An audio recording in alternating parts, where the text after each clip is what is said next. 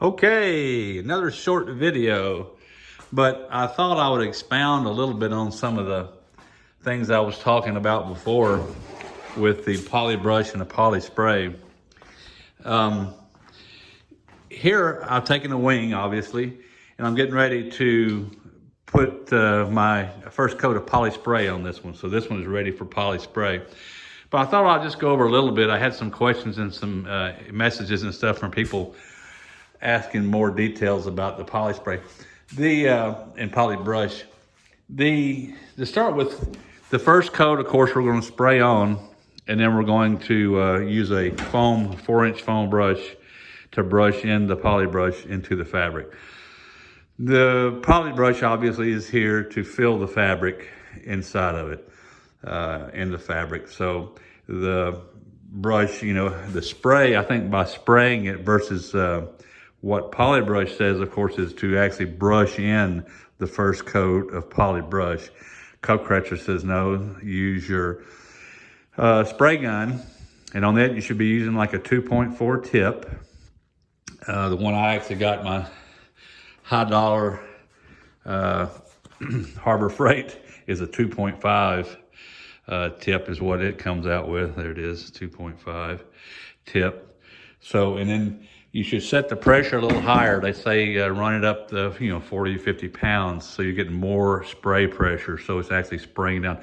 By spraying it, I think you're pushing it. You're going like this, and you're pushing the poly brush down into the fiber even better. And then on the first coat, of course, we're using the foam brush to go over it and smooth it, and also it's pushing it into the fabric. So if you I went to Lowe's and got some foam brushes the other day, and they're horrible. They, the MEK obviously in the poly brush, and poly brush eats away this foam. So I went to Sherwin-Williams paint store and got their foam brushes, and they're much, much better.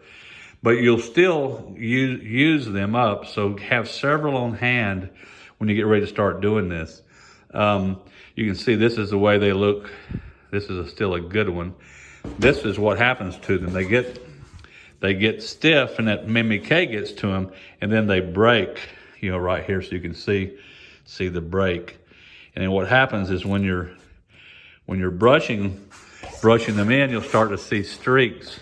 And you'll also, as you're bending them to brush it in, that's where it breaks. And then it'll start the rough edge will end up leaving little streaks, little white streaks, where it's dragging more poly brush out. So throw it away and get another one. So, this one is trash. So when we mix the poly brush, again, the poly brush is mixed 3 parts poly brush to 1 part of the reducer. Reducer is based on the temperatures you're using, but that's that R6575 is the one used in most places if you're spraying, between 60, 70 degrees. They say 60 degrees is the least it should be. I usually try to be at 70 or so when I'm doing it, at least, just to help it dry a little quicker, especially if I'm doing top coat paint. I like it maybe even close to 80 in here. Of course, now I've got a nice climate controlled paint booth, so I can put it whatever temperature I want to.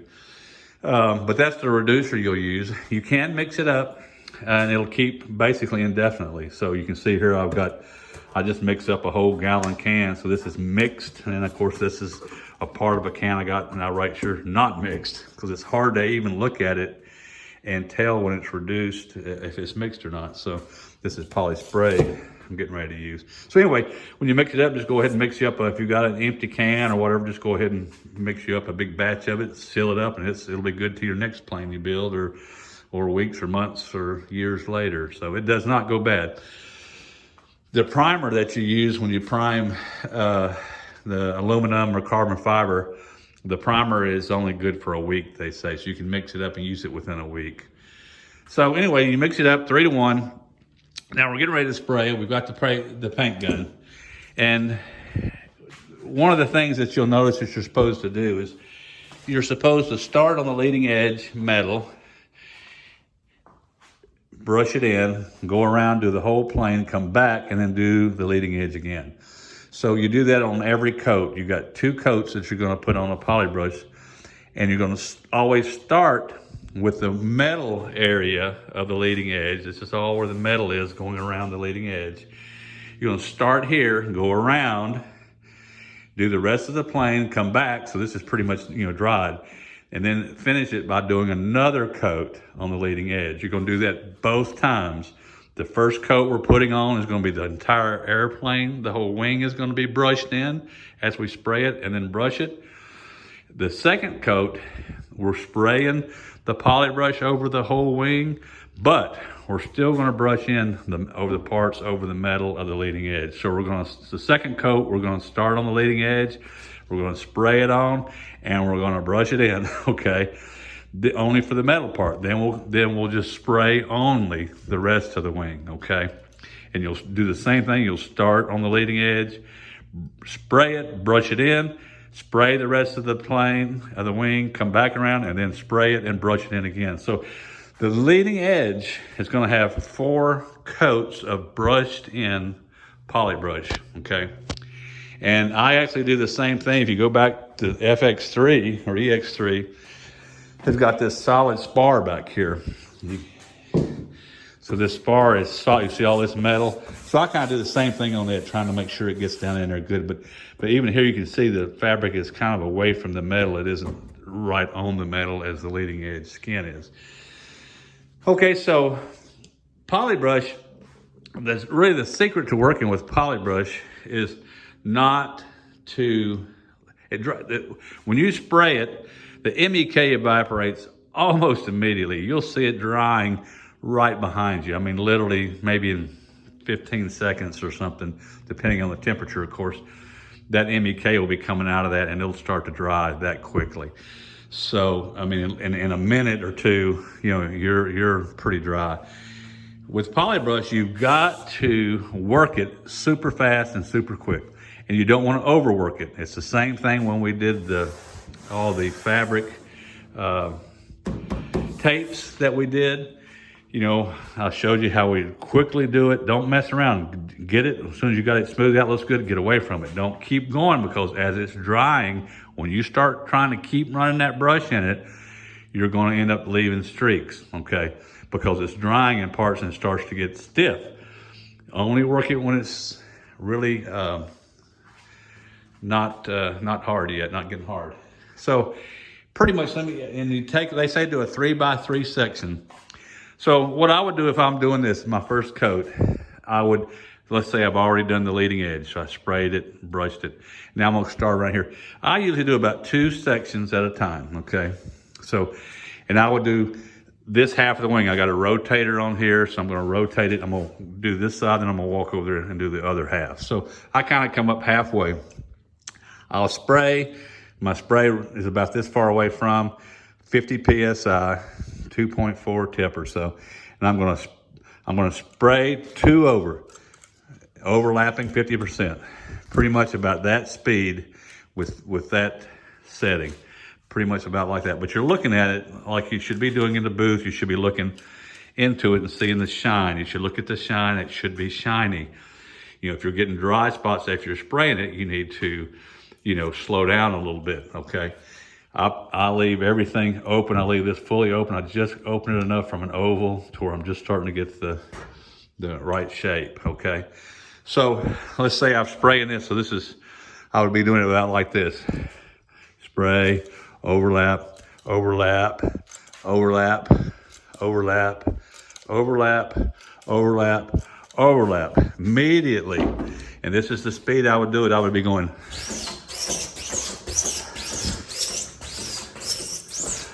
I would go that way, that fast, and then I would come back and do it this way, this fast.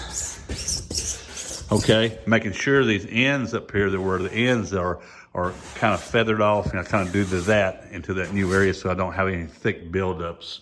You'll have a little overlap areas. You can see this was my overlap areas, which is not a big deal. You just don't want any globs. But you saw how fast that was. That's exactly how I do it. And I stand back and look at it and make sure I don't have any streaks or anything in it. If you do it quickly. Don't ever do this. You're gonna leave a gouge in it. But do it that fast and then go to the next section. Just move down 2 more spots. Do a half a wing, 2 spots, 2 ribs, over and come down. Do it that quick. The problems with polybrush are if you keep messing around, if you spray that out, and come over here and get your brush and go, this kind of stuff here, you're gonna have problems because by the time you get over here, this is already drying up. And so when you start doing it, it's gonna start streaking. You have got to go pretty much as fast as you can move your hands up and down, just maybe a half of an overlap each time. And then I do it both ways, quickly, and that's it, you're done, okay? So that's kind of the tricks to doing this poly brush into it. So after you get your second coat on it, like using the leading edges twice, like I said, then we're gonna get ready for the poly spray. Now, with the poly spray, which I'm putting on, I've said before, is a lot of people seem to think you're supposed to put poly spray on and do a lot of sanding and sand it all off. I've seen people with buckets of water and wet dry paper, and they say there's no reason in the world to sand any of the poly spray off that you're spraying on unless there's a problem. If you've got a rough area or something like that, and the only way it's gonna be there is if you don't fix it now, okay? I make sure if everything is good right now, like I said in the last video, if it's good now, you're probably not gonna have any problems. You can spray the poly spray on, just kind of go over it and look for any little imperfections. Maybe you got a little piece of trash or something, and you can just take a small sandpaper, 320 or something, and you can just knock it off, just that little spot off. But get it right now. So what I do is I go over the entire airplane. Now you see with the poly brush, this looks like it's runs or what it really isn't. I can run my hand over just the way it looks. After I get the poly spray on it, that you will never see these because the poly spray will make the cover. But you see that across there, how smooth it is? The only way I tell is my hand. I take my hand.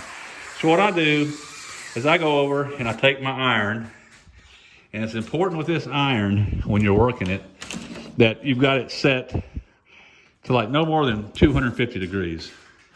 This particular iron wants to wander on me, so I put a little piece of tape on there to be sure it's not getting it hotter, but around 250 degrees or so.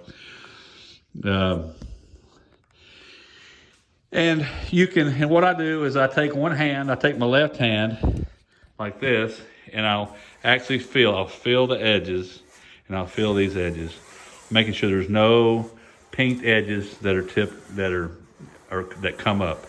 Because when you spray MEK on top of an MEK product, it essentially melts into it. So when you spray the one coat of poly brush down, it actually melts down into the poly tack that you might have had for the glue. When you spray the second coat of poly brush down, it actually melts down into the first coat of poly brush. When you put poly spray on, it melts down into the 2 coats of poly brush. Second coat of poly spray melts down into all the other 3 coats. So what you end up with is a really nice, it's basically one layer of material that's on there with the 2 coats. But what that also has a tendency to do when you put it on nice and heavy, it can actually take, and that MEK can kind of dissolve some of the poly brush or something along these, usually especially these edges of the pinked tapes. So sometimes it'll have a tendency to lift a little bit. You might have them lifted. And the best way to do it is to feel it. If you feel any of them that are upturned, then fix them with the iron. Now, I actually like to go over all my edges very good on every coat, especially good before I even spray the first coat of poly brush. Now, poly brush will melt very easy with an iron. If you get this iron too hot and you touch the tape, you'll see where it'll leave a white edge, and it'll actually kind of melt down into it, and that will show. It'll usually cover up, but it could show.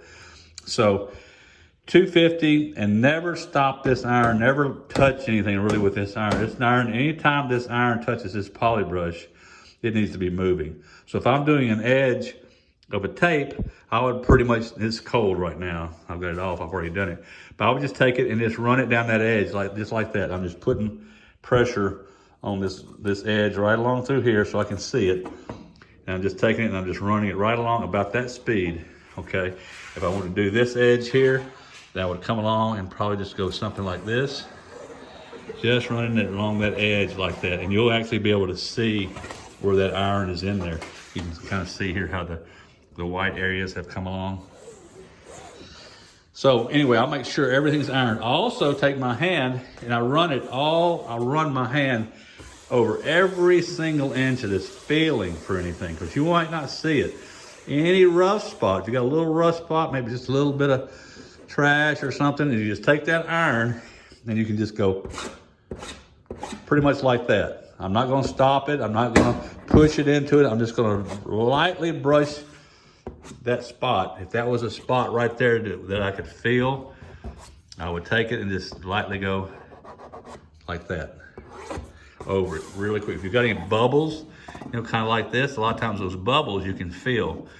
That's actually where, especially over metal, that's where the polytack has gone, or poly brush has gone down next to the metal.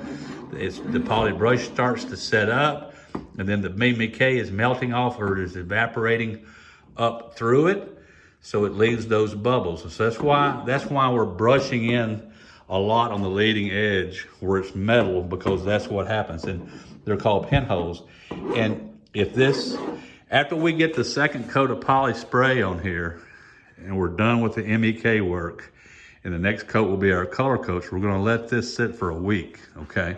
And that's just let it completely gas off, let all that MIK gas off of both sides of the fabric before we put our top coat on, which is pretty much a sealer coat.